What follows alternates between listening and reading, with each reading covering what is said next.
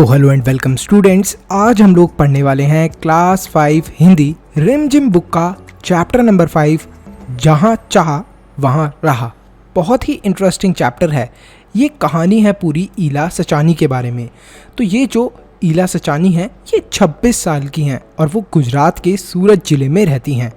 वो अपंग हैं, मतलब कि उनके हाथ अच्छे से काम नहीं करते। She is physically challenged.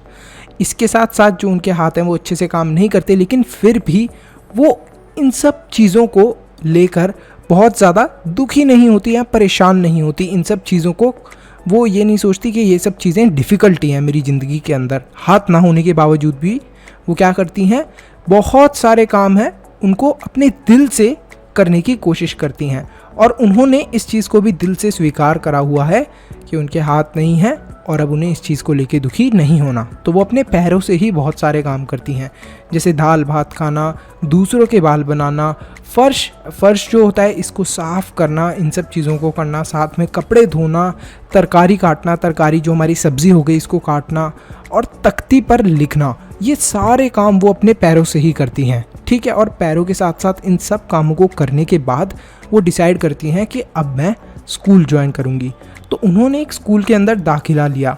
पहले तो जो सब लोग थे वो उनकी सुरक्षा को लेकर और उनके काम करने की गति को लेकर काफ़ी ज़्यादा चिंतित थे। सबको ये लगता था कि अरे ये बेचारी जिसके हाथ नहीं है इसके साथ क्या होगा, लोग कैसे इसको ट्रीट करेंगे, ये स्कूल में कैसे और बच्चों की तरह जल्दी जल्दी काम कर पाएगी, ये तो बहुत धीरे धीरे काम करेगी।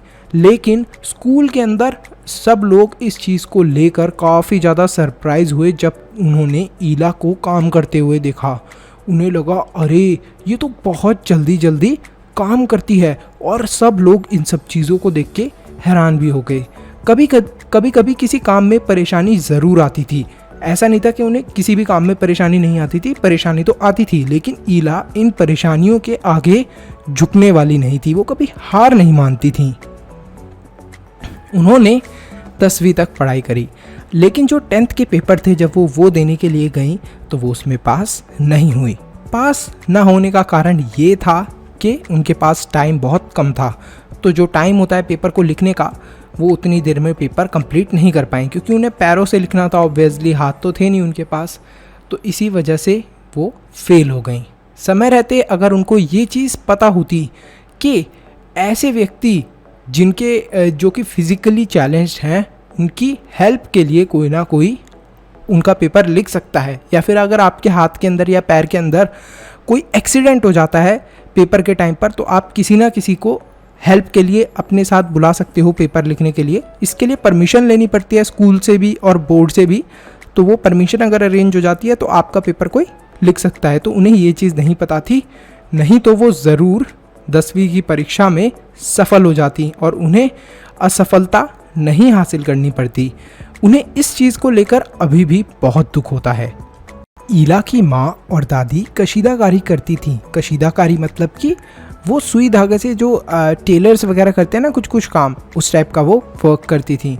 तो वो उन्हें सुई से रेशम पिरोने से लेकर बूटियाँ जो होती हैं उनको उकेरते हुए देखती थी। उनको देखती थी, काफ़ी इंटरेस्टिंग लगता था उसे ये सब काम करते हुए। जब उसकी माँ और दादी करती थी तो उसे लगता था कि अरे मैं भी करके देखती हूँ। तो एक दिन वो ठान लेती है कि अब मुझे भी क्या करनी है, कशीदाकारी करनी है। और वो ट्राई करती है इसको अपने पैरों से। कहीं बार वो हारती है, कहीं बार अच्छे से वो पिन को नहीं पकड़ पाती, सुई को नहीं पकड़ पाती, कहीं बार धागा भी अच्छे से नहीं डाल पाती।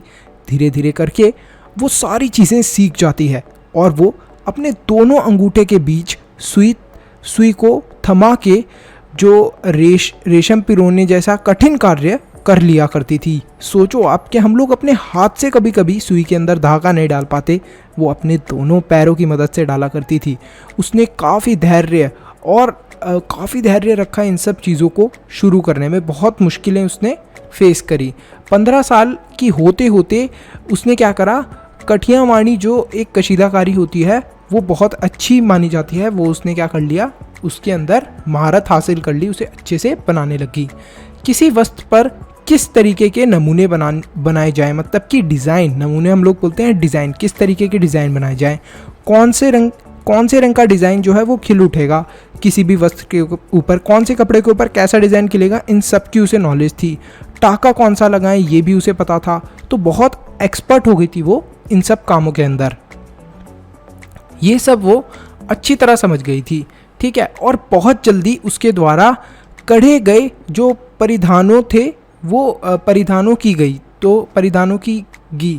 तो उनकी क्या गया कि उन सबको क्या करा गया, धीरे धीरे करके इनको एग्जीबिशन में या अलग अलग जगहों पर ले जाया गया, दिखाया गया। जैसे कि इन परिधानों में काठियावाड़ी जो होती है, काठियावाड़ी के साथ साथ लखनऊ और बंगाल की भी झलक थी। तो ये जो इसने डिज़ाइन बनाए थे, जो भी इसने सैंपल के आइटम्स बनाए थे, जो परिधान को हम लोग इस तरीके से समझ सकते हैं, जो सैंपल के कपड़े या फिर जो भी चीज़ें बनाई थी वो काफ़ी अच्छे बनाए थे, बहुत अच्छा उनके ऊपर डिज़ाइन करा था।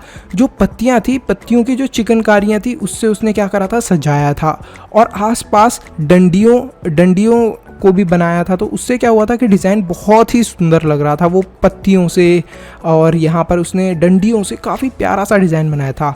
तो वो प्रदर्शनी में जाती है, प्रदर्शनी किसे बोलते हैं हम लोग, एग्जीबिशन में। तो जब वो प्रदर्शनी में आई तो लोगों ने उसकी कला को काफ़ी सराहा। लोगों ने बोला अरे वाह कितनी अच्छी डिज़ाइन बनाई है।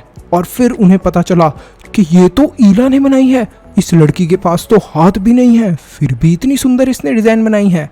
और इसी तरीके से जो ईला है वो इस बात को बिल्कुल सच करती है कि जहाँ चाहा वहाँ रहा।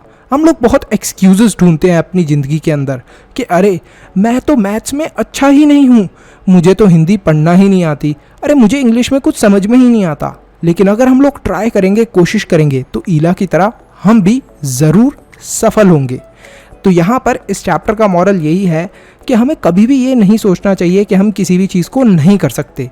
अगर हम लोग किसी भी चीज़ को ट्राई नहीं करेंगे तब तक हम उसमें सफल नहीं होंगे। अगर आप भी मेरी इस बात से एग्री करते हो तो फटाफट कमेंट सेक्शन के अंदर लिखो कि हाँ आपको भी ऐसा ही लगता है कि जहाँ चाहा है वहीं राह है। तो यहीं पर हमारा ये चैप्टर ख़त्म होता है। तो अगर आपने इस वीडियो को यहाँ तक देख लिया है तो फटाफट लाइक करो, चैनल को सब्सक्राइब करो और कमेंट करो अपना बेस्ट पार्ट। इसी के साथ साथ वीडियो को शेयर करना मत भूलना। एक इम्पॉर्टेंट अनाउंसमेंट, अगर आप लोग चाहते हो कि हम लोग फ्यूचर में इसी तरीके से और भी वीडियोस बनाते रहें तो आप हमारे चैनल के मेंबर बन के हमें सपोर्ट कर सकते हो। अब मेंबर कैसे बनना है, सब्सक्राइब के साथ में जो ज्वाइन बटन है उस पर क्लिक करें और हमारे चैनल के मेंबर बन जाए। तो आप हमें सपोर्ट कर रहे हैं डायरेक्टली कि हम आगे फ्यूचर में ऐसे ही वीडियोस लाते रहें। तो thank you so much for watching this video. Stay happy, stay healthy, मनुष्य ज्ञान लेते रहो। Bye bye till then, see you in the next video.